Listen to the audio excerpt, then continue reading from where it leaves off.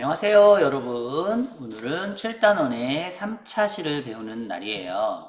이번 3차 시에서는 퇴고에 대한 글을 하나 읽어볼 거예요. 퇴고란 글을 고쳐 쓰는 활동을 말하는 건데요. 이 글에서 여러분들이 글을 고쳐 쓰는 것이 얼마나 중요하고 의미가 있는 활동인지 알게 될 겁니다. 그리고 나서 우리가 고쳐쓰기에 중요한 구체적인 방법들을 배워볼 텐데 예시 자료를 통해서 배운 방법을 적용해 보면서 실제적인 고쳐쓰기에 대해서 알아보도록 하겠습니다. 자, 그러면 고쳐쓰기를 여러분들에게 정확하게 전달해 주기 위해서 많은 준비를 했으니까 자, 끝까지 들어주시기 바랍니다.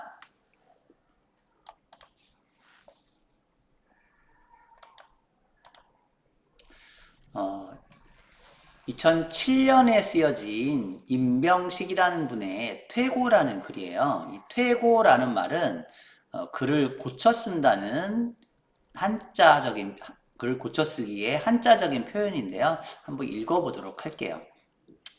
문인 대부분, 글 쓰는 사람 대부분은 쓴 작품을 습관적으로 손을 본다. 손을 본다는 얘기는 고쳐 쓴다는 얘기고요. 글을 쓸 때에는 이모저모 생각하다가 자칫 문맥을 놓치거나 어느 부분은 과장되고 어느 부분은 빠뜨리는 경우도 생겨서 퇴고하지 않으면 완성된 작품이 되지 못하기 때문이다. 퇴고를 하다 보면 무슨 어휘가 걸리던지 하다못해 오탈자 하나라도 발견되기 마련이다. 나 또한 글을 쓴 다음에는 반드시 고쳐쓰기 수순을 밟게 된다. 순서는 문맥이 잘 통하는지, 첨삭 부분은 없는지, 오탈자가 없는지를 살핀다. 이런 작업을 서너 번 반복하는데 때에 따라서는 10번 가까이도 손을 보는 수가 있다. 나는 이러한 버릇이 너무 지나친 게 아닐까 했는데 어느 분의 고쳐쓰기 소감을 읽으니 그에 비하면 나는 아무것도 아니었다. 그분은 한 작품을 발표하기 전에 무려 27회를 고쳐 썼으며 그것도 미진하게 생각되어 그 후로도 7회를 더해 34회나 거듭 고쳐 썼다는 것이다. 네. 자, 여기 그래서 본 것처럼 글을 전문적으로 쓰시는 분들도 뭐 27번, 34번, 뭐 10번 이상 고쳐쓰기를 할 만큼 고쳐쓰기가 필요하다는 걸 말씀하고 계시고 또한 고쳐쓰기의 어떤 순서도 잘 잡아주셨는데요. 네, 문맥이 잘 통하는지 확인하는 것, 또 첨삭할 것, 첨한다, 넣는 것, 삭한다, 빼는 거죠. 넣고 빼는 부분은 없는지, 그 다음에 오탈자, 잘못된 글자, 빠진 글자가 없는지 살핀다. 네, 이렇게 한다고 하세요. 자, 퇴고가 얼마나 중요한지 이 글을 통해서 알 수 있겠죠? 그럼 여러분도 우리 고쳐쓰기를 한번 직접 해보도록 합시다. 다른 사람을 존중하자라는 글인데요. 고쳐 써야 될 부분이 여기 있어요. 실제로 있는데 어느 부분을 고쳐 써야 될지 여러분들 생각하면서 한번 읽어보도록 하겠습니다. 다른 사람을 존중하자. 요즘 많은 어린이가 이야기할 때 은어나 비속어를 사용했다. 국립국어원 조사에 따르면 조사 대상 초등학생의 93%가 비속어를 사용한 적이 있다. 만약 학생 10명이 있기 때문에 적어도 9명은 비속어를 사용한 적이 있는 것이다. 비속어가 아닌 고운말을 사용해야 하는 까닭은 무엇일까? 고운말을 사용하면 서로 존중하는 마음을 전할 수 있다. 흔히 말이 눈에 보이지 않는 마음임을 표현할 때 말은 마음의 거울이라는 격언을 사용한다. 고운말을 사용해야 하는 것은 어린이만이 아니다. 존중하는 마음이 없다면 고운말도 나오지 않는다. 고운말은 다른 사람을 존중하는 마음을 전할 수 있게 하고 다른 사람과 대화를 원활할 수 있게 한다. 또 무조건 고운말을 사용하는 것만이 우리말을 아름답게 가꾸고 지키는 일이다. 이제라도 고운말을 사용하는 바른 언어 습관을 기르려고 노력하면 좋을 수도 있다. 고운말을 사용하면 다른 사람과 원활하게 대화할 수 있다. 은어나 비속어는 대화를 어렵게 하고 오해를 불러일으킨다. 단순히 재미있으려고 은어나 비속어를 사용했다가 친구들끼리 투쟁으로 이어지는 경우도 있고 어른과 어린이의 일상적인 대화가 어려워지는 경우도 있다.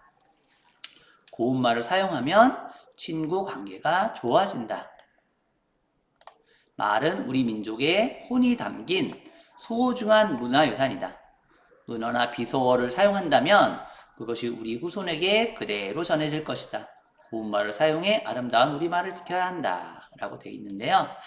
여러분들 읽어보면 알겠지만 일단은 뭐 고운말 사용에 대한 거잖아요. 고운말 사용에 대한 건데 문제가 좀 있죠. 좀 내용이 전달이 잘 안 되고 있어요. 네, 글을 잘못 쓴 겁니다. 그렇다면 이걸 우리가 고쳐 써야 되겠죠. 자, 어떤 식으로 고쳐 쓰는지에 대해서는 추후에 배워보도록 할게요. 일단 글에 대한 질문에 답을 해보도록 합시다. 자, 글쓴이가 이 글을 쓴 목적은 뭘까요? 글쓴이가 이 글을 쓴 목적. 글 쓴 목적은 고운말을 사용해야 한다라는 주장을 하려고 글을 쓴 거예요. 그래서 글의 목적은 정보 전달, 설득하기 등이 있는데 이 글의 목적은 설득이 목적이죠. 정보의 전달이 목적이 아니라 설득이 목적이에요. 바로 뭘 설득하는 거죠? 고운말을 사용해야 한다는 주장을 설득하는 글입니다. 자, 제목은 좀 문제가 있다는 거 여러분들 아시겠죠? 네, 제목이 다른 사람을 존중하자로 돼 있는데 글의 내용은 다른 사람을 존중하는 게 아니라 고운말을 쓰자라는 것이 대부분의 내용입니다. 그렇다면 당연히 제목도 고운말 사용과 관련된 제목이 되어야 되겠죠.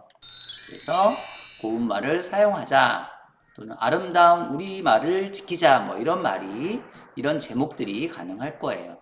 다른 사람을 존중하자는 좋은 제목이 되지 않습니다.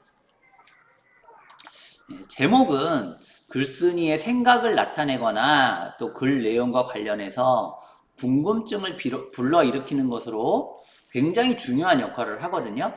그렇기 때문에 글의 내용과 관련되지 않은 제목을 쓰는 것은 매우 좋지 못한 방법이에요. 자, 더하거나 뺄 내용을 쓴다고 되어 있는데요. 인터넷 매체에서 비속어를 접하는 학생들의 실태를 실제로 조사해서 몇 %가 쓰는지, 몇 명이 쓰는지, 어떤 말을 쓰는지 넣은다면 더 좋겠죠. 또 고운말을 사용해야 하는 근거가 아닌 내용은 뺄 수 있습니다. 여기에 대한 근거를 제출하는 건 좋은데 그것과 관련되지 않은 내용들, 고운말 사용과 관련되지 않은 내용들이 있다면 과감하게 삭제합니다. 또 마지막으로 고운말을 사용하면 좋은 점을 넣으면 좋겠죠. 고운말을 사용하면 뭐 우리말을 지킬 수 있다, 우리말을 더 예쁘게 만들 수 있다, 우리나라 말의 아름다움을 키워갈 수 있다, 이런 것도 될 수 있고요. 고운말을 사용해야 하는 추가 근거를 제시하는 것도 좋습니다.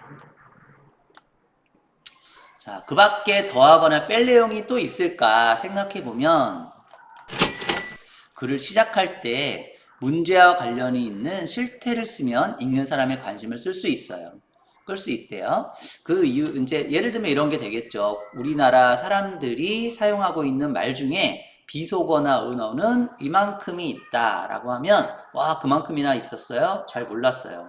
그러면서 고운말 사용에 대한 의견에 이제 귀 기울일 수 있는 거죠. 또 근거를 추가하면 읽는 사람을 더 잘 설득할 수 있습니다. 물론 너무 많은 근거를 제시를 하는 것도 좋진 않겠지만 조금 자세한 근거들을 추가로 제시하는 것은 바람직한 글쓰기입니다. 그래서 필요하지 않은 과장된 표현, 또 주제와 동떨어진 얘기는 과감하게 삭제하는 게 좋습니다. 자, 우리 이렇게 해서 우리 3차 시 278쪽, 279쪽 활동으로 마무리할 텐데 선생님이 등교 수업 시에 교과서 검사하니까 잊지 말고 꼭 278쪽, 279쪽 기록해 주세요. 네, 이번 3차 시에서는 우리가 퇴고에 대한 글을 통해서 고쳐쓰기의 필요성을 다시 한번 살펴봤고요. 구체적인 예시 자료를 통해서 어떻게 하면 고쳤을 수 있는지 자세한 방법까지 적용해 봤습니다. 네, 여러분들 잘 배운 것 278쪽, 279쪽 활동으로 마무리 꼭 해주시기 바래요. 자, 모두 안녕!